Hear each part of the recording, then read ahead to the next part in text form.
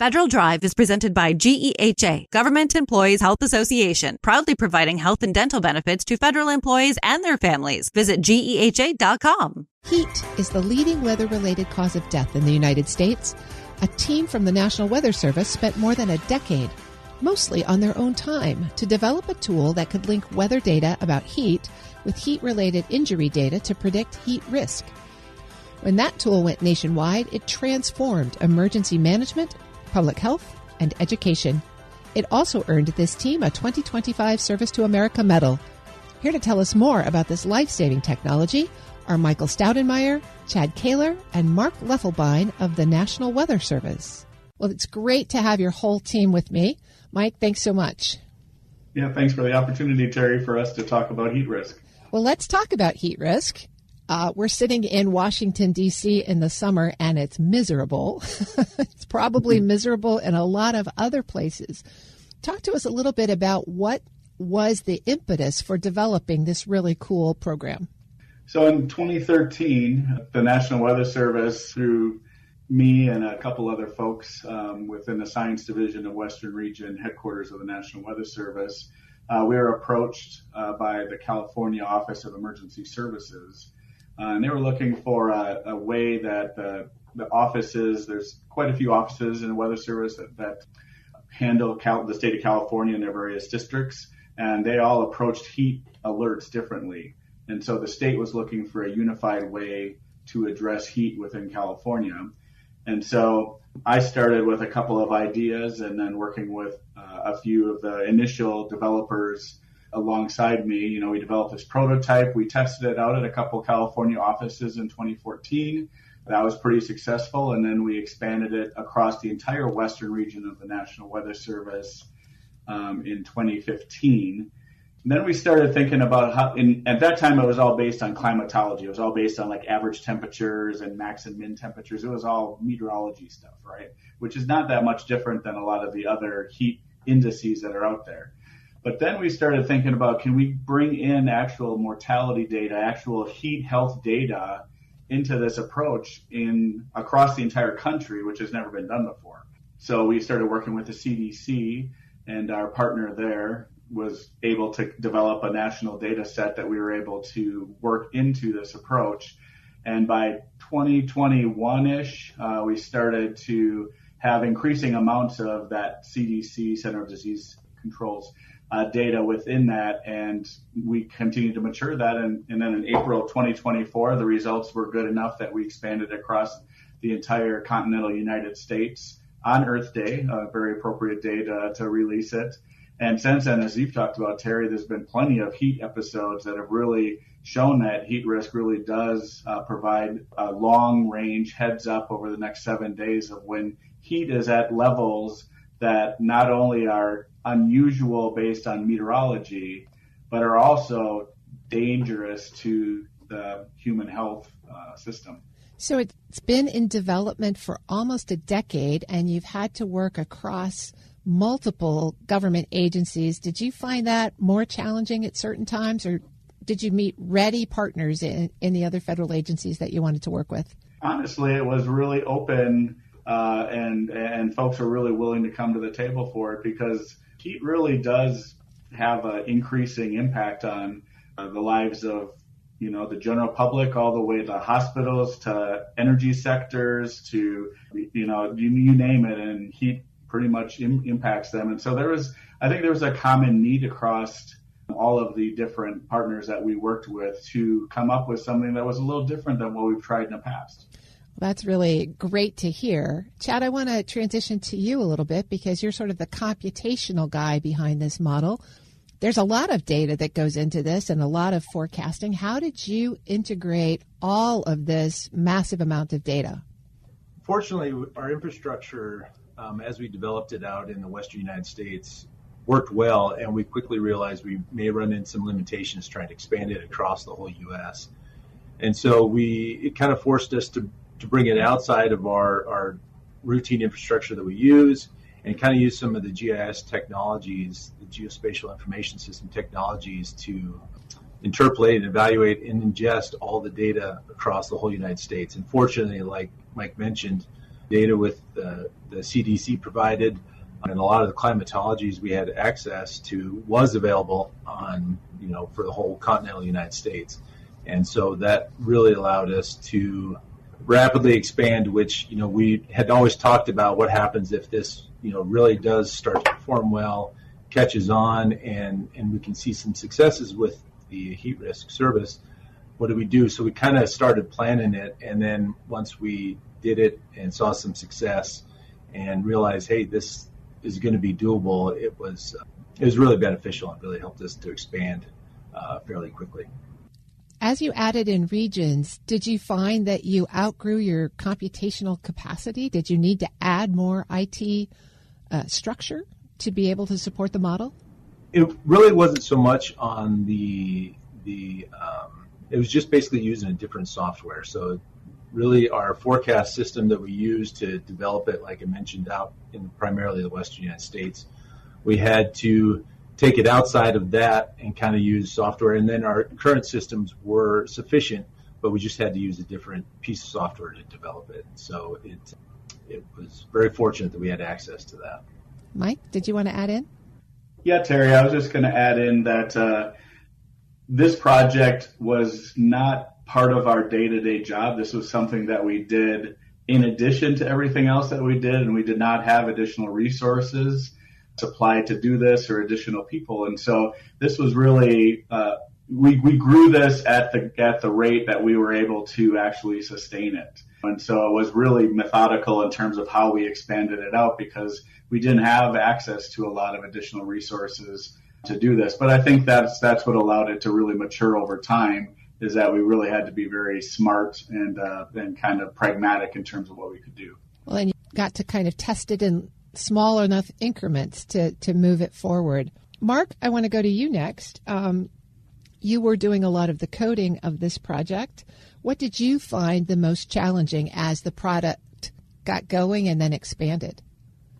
Probably keeping everybody on the same page. So in Western region, we had 24 offices that were running individually in each office in their internal systems, and I had to make sure that they were all running the exact same code. And so that took a little bit more effort than I think I was prepared for when I realized that I would just send them new code, but if they didn't recalculate everything correctly to start with, they would end up with an end result that was different. Usually it was the old version, which is why I could tell that something was wrong. It looked like it hadn't been updated. But that was probably the biggest challenge, was keeping everybody on the same page.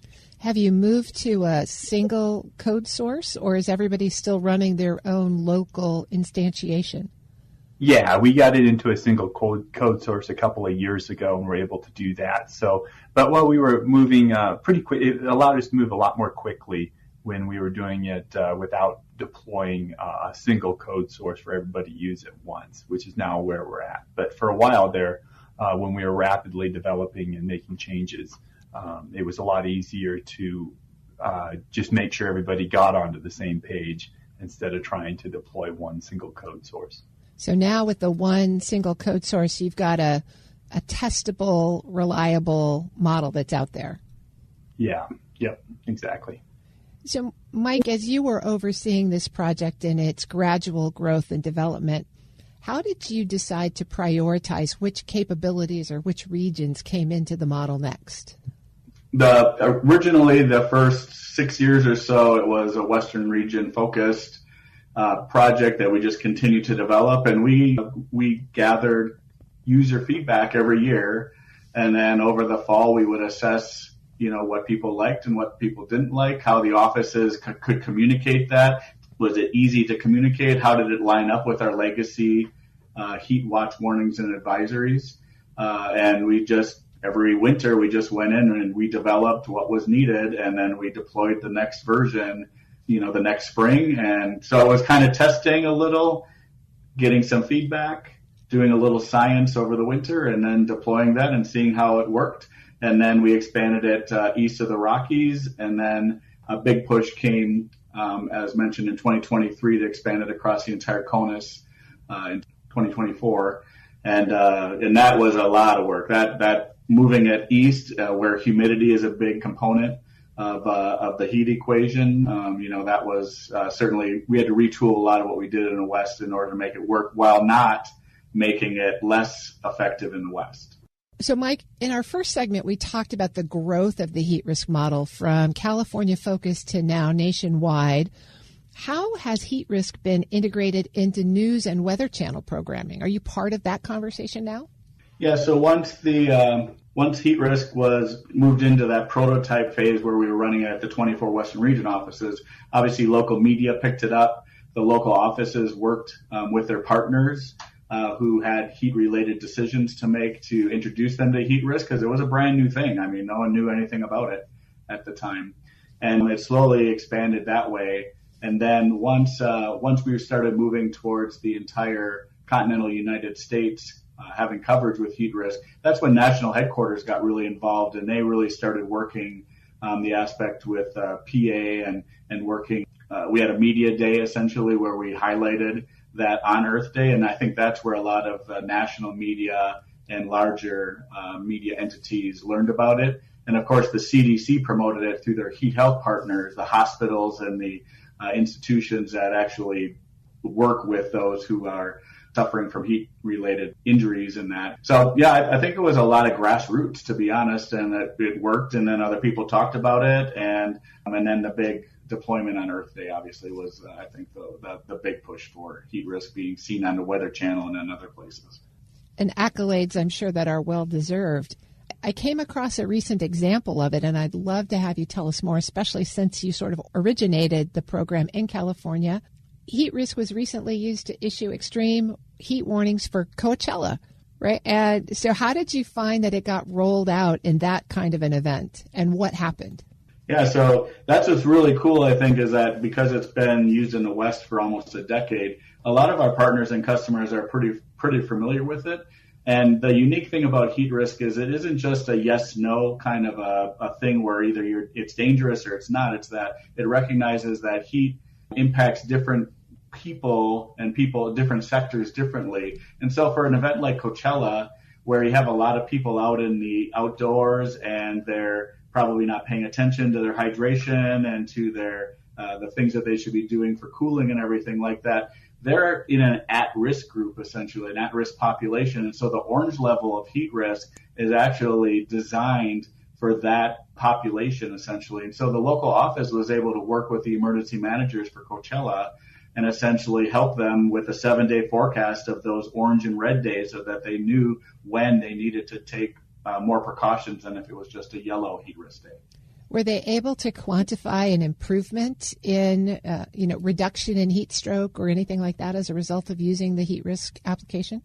The CDC was working on some of those kind of data sets. The Weather Service doesn't collect any kind of heat-related impact data, and so that's I'd have to defer to them in terms of what they're finding out. But we have done correlations with emergency room visits in terms of does heat risk predict when hospitalizations are going to occur due to heat-related injuries and incidents. And actually, there's a very strong correlation across the entire country when we break it down into 10 subregions. The correlation scores are like 0.80 and above. And when it comes to correlations for us science geeks, anything above 0.7, we're jumping up and down because that's a pretty strong correlation. So to get 0.8 to 0.9 in places like the Southeast and Florida and Texas and New York, I mean, that's pretty positive. That's great news. Chad, I want to come to you next. As you're thinking about the future of the heat risk program, what sort of enhancements or improvements are you envisioning, and what kind of data will you need to make those a reality? I think obviously would still like to continue our collaboration with the CDC as we kind of look for ways to enhance and make heat risk better. But obviously with our web presence and the data itself, we're looking for ways to make it, one, more easily accessible for the general public, try to improve our communication on the website to make it a more intuitive interface that people can quickly assess their risk.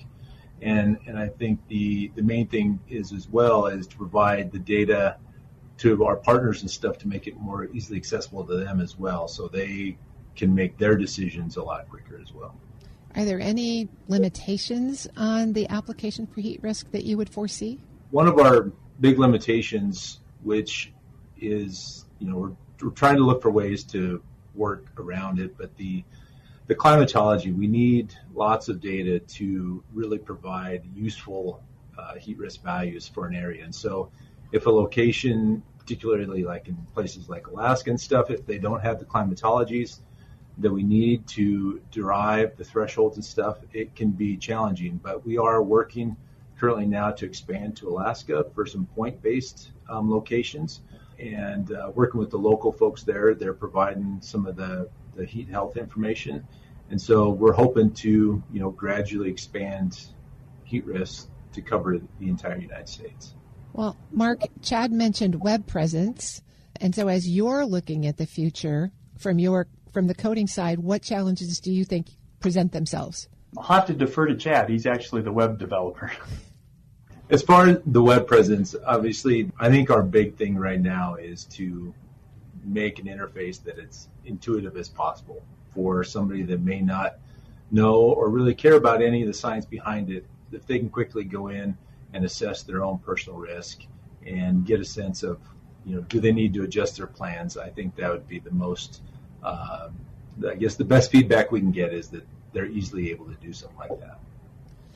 All right, so Mark, I'll come back to you and see if I can get a question in your lane. What do you see as the biggest challenges as heat risk grows, making sure that it stays functional, reliable, and can incorporate, broader geographies and more data? Probably, as you brought up earlier, the consistency in the code source, making sure everybody's on the same page with what they're using. So if we do expand to be larger, often whenever I write code, I've written code for quite a few projects, everybody wants to add their own little flavor into that code. So they want the code so they can alter it a little bit to make something different with it. And I think that could be a big problem when you try to expand, because you're not going to always be able to encompass absolutely everything in that code. And so I could see that definitely being a problem, is when you get to a larger audience, you're going to have more people that want their input in there. And you want to have kind of a uniform customer experience as well, right? Exactly, yeah. It's a nice science-based. It's coordinated with the CDC. And so as we start to add in more things to it, you could get out of that realm. And so, Mike, what do you think is next for the program now that you're a national feature?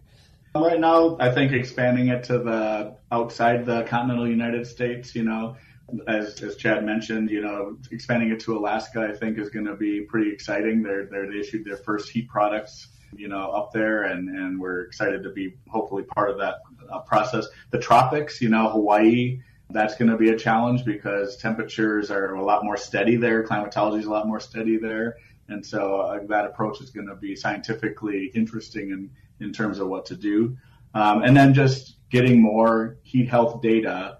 It's awful hard to get heat health data out of some areas, according to the CDC. And so we just should get better data sets as we keep working in the future. And I think that'll just keep making heat risk a better product. Well, I really want to thank all three of you for spending some time with me to share with our listeners about this really impactful program, and congratulate you all on your 2025 Sammy's medals. Thank you. Thank you very much. Thank you. Michael Staudenmeyer, Chad Kaler, and Mark Leffelbein of the National Weather Service were recently awarded a 2025 Service to America Medal. We'll post this entire interview at federalnewsnetwork.com/Federal Drive. Listen to the Federal Drive on your device and on your schedule. Subscribe wherever you get your podcasts.